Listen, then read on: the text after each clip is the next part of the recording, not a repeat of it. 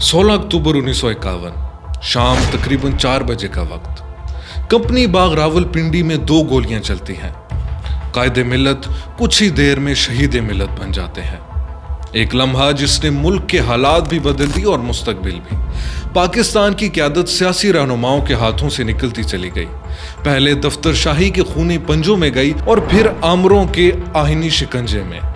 अवाम को कायद का पाकिस्तान फिर कभी देखने को नहीं मिला।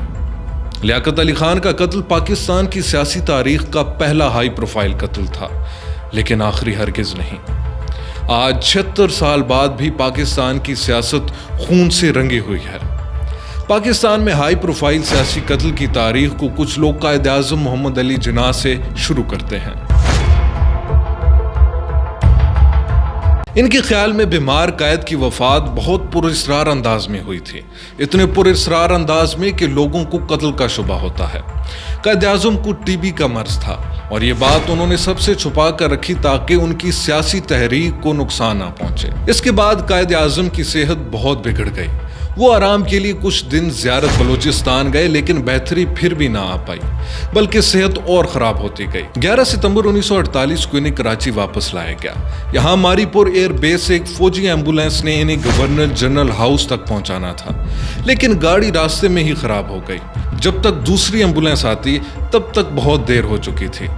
कायद की तबीयत इतनी बिगड़ गई कि उसी रात उनका इंतकाल हो गया। यूं पाकिस्तान 1 साल बाद ही यतीम हो गया। बज़ाहिर तो ये तिब्बी मौत थी, लेकिन जिस तरह के इंतजामात किए गए थे, बहुत से हलकों को इसमें भी कत्ल की साजिश नजर आती है।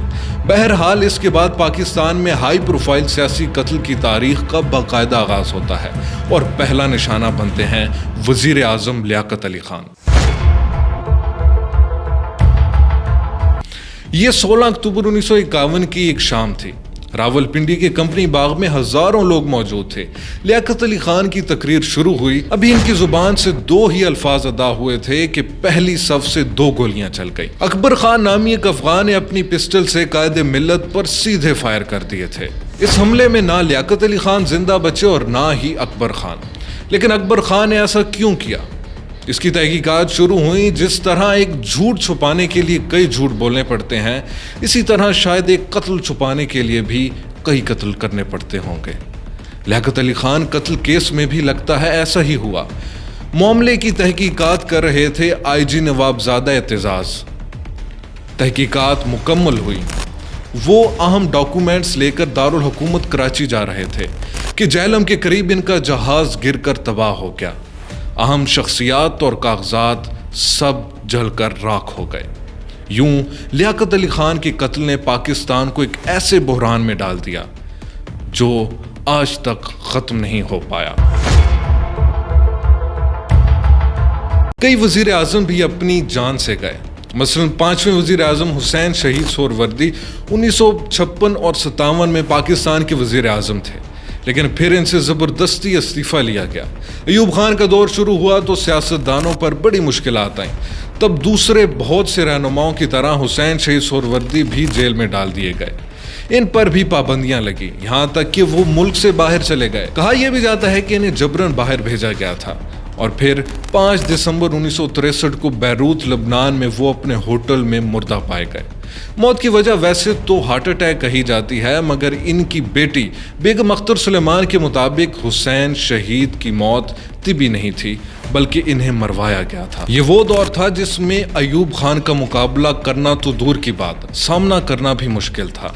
तब मुल्क को ज़रूरत थी एक ऐसी शख्सियत की जिसमें इतना अज़्म और हौसला हो, और ये फातिमा जिन्ना के अलावा कोई और नहीं कर सकता था कि पाकिस्तान की अहम रहनुमा जिन्होंने भाई की मौत के बाद बहुत कुछ बदलता देखा।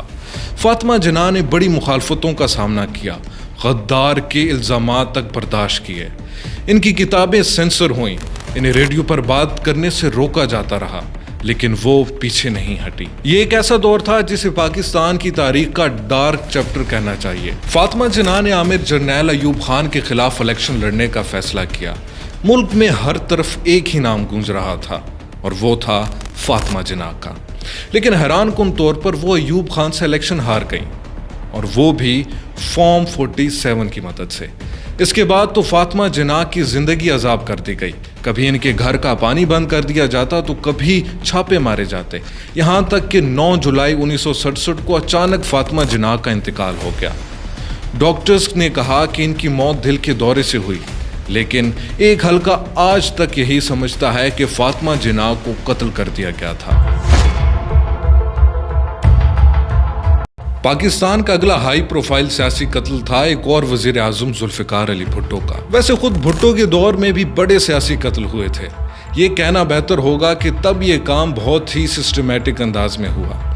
ڈیرہ غازی خان سے جماعت اسلامی کے رکن اسمبلی ڈاکٹر نذیر احمد قتل کر دیے گئے اور نواب احمد قصوری سمیت کئی ہائی پروفائل شخصیات بھی قتل ہوئیں. مثلا پشاور میں حیات محمد خان شیرپاؤ کا قتل ہوتا ہے تو کوئٹہ میں عبدالصمد خان اچکزئی کی پراسرار موت بھی بھٹو کے دور میں ہوتی ہے. لیکن ان میں سے محمد احمد خان قصوری کا قتل ایسا ہے جو خود بھٹو کے گلے پڑ جاتا ہے. اس کیس میں بالآخر انہیں پھانسی کی سزا سنا دی جاتی ہے. یہ 4 اپریل 1979 تھا جب ذوالفقار علی بھٹو کو سینٹرل جیل راولپنڈی میں پھانسی دی گئی. دنیا آج بھی اسے ایک عدالتی قتل قرار دیتی ہے اور حال ہی میں پاکستان سپریم کورٹ کی چیف جسٹس قاضی فائز عیسیٰ نے اس فیصلے کو غیر قانونی بھی قرار دیا. ذوالفقار علی بھٹو کا قتل ایک ایسا قتل تھا کہ جس کے ذریعے ایک عامر نے ملک کے سب سے بڑے سیاسی رہنماؤں کو اپنے راستے سے ہٹا دیا. مثلا فرانس میں شاہ نواز بھٹو کی پراسرار موت ذوالفقار علی بھٹو کے سب سے چھوٹے بیٹے جو جولائی 1985 کو فرانس میں اپنے گھر میں مردہ پائے گئے. بھٹو خاندان آج بھی کہتا ہے کہ شاہ نواز کو زہر دیا گیا تھا اور اس میں ان کی افغان بیوی ریحانہ کا کردار تھا. سچ کیا تھا آج تک پتہ نہیں چل سکا. 17 اگست 1988 میں پاکستان کی سیاست میں ایک نیا موڑ آتا ہے. پاک فضائیہ کا C-130 طیارہ بہاولپور سے پرواز کرتا ہے اور کچھ ہی دیر بعد تباہ ہو جاتا ہے. اس طیارے میں اور کوئی نہیں پاکستان کے اس وقت کے سیاہ و سفید کے مالک صدر ضیاء الحق بھی سوار تھے. ہر طیارے حادثے کی طرح اس میں بھی کوئی مسافر نہیں بچا. ضیاء الحق کے بعد ملک میں جمہوری دور کا آغاز ہوتا ہے. یوں لگ رہا تھا کہ اب بھٹو خاندان اور اسٹیبلشمنٹ کی لڑائی ختم ہو جائے گی، لیکن بھٹو خاندان کی مشکلات ابھی باقی تھیں. بھٹو کے چھوٹے بیٹے نے فرانس میں جان دی، لیکن بڑے بیٹے کی آخری سانسیں کراچی میں لکھی تھیں. وہ بھی ضیاء کے دور میں نہیں بلکہ خود اپنی بہن بے نظیر بھٹو کی حکومت میں. مرتضیٰ بھٹو نے اپنے والد کی پھانسی کے بعد ایک مزاحمتی تنظیم بنائی تھی جس کا نام الذوالفقار تھا. اس تنظیم نے بہت سی کارروائیاں کی، ہائی جیکنگ تک میں ملوث رہی، لیکن 20 ستمبر 1996 کی شام ان کی زندگی کا سورج بھی ڈوب گیا. اپنی ہی بہن کی حکومت میں مرتضیٰ بھٹو بظاہر غلط فہمی بتایا گیا، لیکن ایک پری پلان مرڈر کے ذریعے انہیں پولیس واقعے میں مار دیا گیا. اس واقعے نے پاکستان کو ہلا کر رکھ دیا اور کچھ مہینوں میں بے نظیر کا تختہ بھی الٹا دیا گیا. وہ پھر کبھی وزیر اعظم نہیں بن پائیں. چلیں اب چلتے ہیں 90 کے دہائی کے کراچی کی طرف جہاں قتل ایک معمول بن چکا تھا. یہاں پہلا ہائی پروفائل سیاسی قتل ہوا MQM کے چیئرمین عظیم احمد طارق کا. تنظیم کے بانی اراکین میں سے ایک اور معتدل مزاج رہنما جو 92 آپریشن کے بعد انڈر گراؤنڈ چلے گئے تھے، لیکن پھر اچانک منظر عام پر آئے اور اعلان کر دیا کہ میں کراچی کو خون خرابے سے بچانے آیا ہوں. گولی اور گالی کی سیاست کو بھی خیر بات کہہ دیا، جو الطاف حسین کے فلسفے سے بالکل الگ تھا. اور الگ بات کرنے کا نتیجہ کچھ ہی عرصے بعد سامنے آ گیا. 1 مئی 1993 کو عظیم احمد طارق اپنے سسرال میں ٹھہرے ہوئے تھے جب آدھی رات کو چند نامعلوم افراد گھر میں داخل ہوئے اور کلاشنکوف کے برسٹ مار کر انہیں قتل کر دیا گیا. اور یہ MQM میں آخری ہائی پروفائل قتل نہیں تھا. عظیم احمد طارق کے ہی ایک اور ساتھی عمران فاروق کے ساتھ بھی یہی ہوا، لیکن 17 سال بعد اور کراچی سے ہزاروں کلومیٹر دور لندن میں. یہ دن تھا 16 ستمبر 2010 کا. عمران فاروق کام کے بعد گھر واپس آ رہے تھے جب چند نامعلوم افراد نے ان پر خنجروں سے وار کیے اور قتل کر دیا. ڈاکٹر عمران فاروق کے الطاف حسین کے ساتھ تعلقات اچھے نہیں تھے، یہاں تک کہ انہیں 3 مرتبہ پارٹی سے بھی نکالا گیا تھا. عمران فاروق نے تو سیاست ہی چھوڑنے کا اعلان کر دیا تھا، لیکن پھر ایک روز اچانک انہیں قتل کر دیا جاتا ہے۔ پاکستان کی ہسٹری میں یہ قتل ذرا مختلف تھا، کیونکہ لندن میں ہوا تھا، اس لیے عمران فاروق کے قاتل کچھ ہی دن بعد گرفتار ہو جاتے ہیں اور 10 سال بعد انہیں عمر قید کی سزا سنا دی جاتی ہے۔ غالباً یہ کسی بھی پاکستانی سیاسی رہنما کے قتل کا واحد واقعہ ہوگا جو اپنی منطقی انجام تک پہنچا۔ مشرف دور میں ایک ایسا قتل بھی ہوا جس نے پاکستان کو ہلا کر رکھ دیا، وہ تھا بلوچستان کے سابق گورنر اکبر بگٹی کا۔ یہ پرویز مشرف کی آمریت کا دور تھا، ملک میں حالات ویسے ہی بہت خراب تھے، تب اکبر بگٹی نے قوم پرست سرداروں کے ساتھ مل کر صوبائی خود مختاری کا مطالبہ کر دیا، یہاں تک کہ اکبر بگٹی پہاڑوں میں روپوش ہو گئے۔ 26 اگست 2006 کو پاک فوج کارروائی کرتی ہے جس میں اکبر بگٹی اپنے ساتھیوں کے ساتھ مارے گئے۔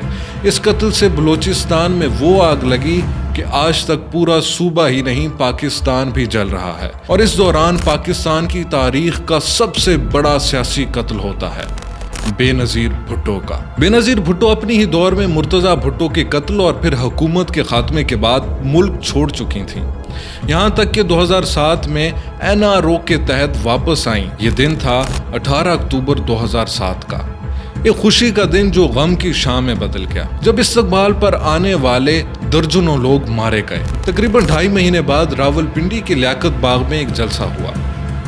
لیاقت باغ، وہی لیاقت باغ جہاں 56 سال پہلے لیاقت علی خان پر گولی چلی تھی، وہیں ایک نامعلوم شخص نے بے نظیر پر بھی فائرنگ کر دی، یہاں تک کہ ان کی گاڑی کے قریب ایک خودکش دھماکہ بھی ہو گیا۔ بے نظیر بھٹو بری طرح زخمی ہوئیں اور ہسپتال پہنچ کر دم توڑ گئیں۔ اس کے بعد وہ ہنگامہ اور انتشار پھیلا کہ جس کی کوئی نظیر نہیں ملتی۔ پنجاب کے گورنر سلمان تاثیر کے قتل نے بھی ملک میں بہت انتشار پیدا کیا۔ انہوں نے توہین رسالت کے قانون کو کالا قانون قرار دیا تھا، جس کے رد عمل میں 4 جنوری 2011 کو سلمان تاثیر کو اپنے ہی محافظ ممتاز قادری نے انہیں قتل کر دیا۔ جمعیت علماء اسلام کے سربراہ اور مشہور مدرسے اکوڑا خٹک کے سرپرست مولانا سمیع الحق کو اسلام آباد میں انہی کی رہائش پر نامعلوم شخص نے قتل کر دیا تھا۔ اس وقت ان کا باڈی گارڈ اور ڈرائیور دونوں گھر پر موجود نہیں تھے، مولانا اکیلے تھے۔ کوئی گھر میں داخل ہوا، پہلے چھریوں سے وار کر کے زخمی کیا اور پھر گولی مار دی۔ پاکستان کے کئی اور سیاسی رہنماؤں پر بھی قاتلانہ حملے ہوئے، مثلا مولانا مودودی پر اکتوبر 1963 میں قاتلانہ حملہ ہوا، وہ بال بچے۔ پھر پرویز مشرف پر کئی قاتلانہ حملے ہوئے، بلکہ سب سے زیادہ اٹیمپٹس انہی کے خلاف ہوئے ہوں گے، لیکن وہ سب میں بچ گئے۔ پھر سابق وزیر اعظم شوکت عزیز اور عمران خان پر بھی قاتلانہ حملے ہوئے، لیکن ان کی زندگی ابھی بھی باقی ہے۔ عمران خان پر قاتلانہ حملہ پاکستان میں کسی ہائی پروفائل شخصیت پر آخری حملہ تھا، جو 3 نومبر 2022 کو ہوا۔ تب عمران خان حقیقی آزادی مارچ کی قیادت کر رہے تھے، جو اسلام آباد کی طرف رواں دواں تھا۔ وزیر آباد میں عمران خان کی تقریب جاری تھی کہ اچانک ان پر گولی چلی۔ عمران خان خوش قسمتی سے بچ گئے، لیکن پاکستان میں سیاسی قتل کی تاریخ اب بھی جاری ہے۔ آخر خون کا یہ سلسلہ کب رکے گا؟ آخر کب معاملات کو بات چیت سے حل کرنے کا رواج شروع ہوگا بھی یا نہیں؟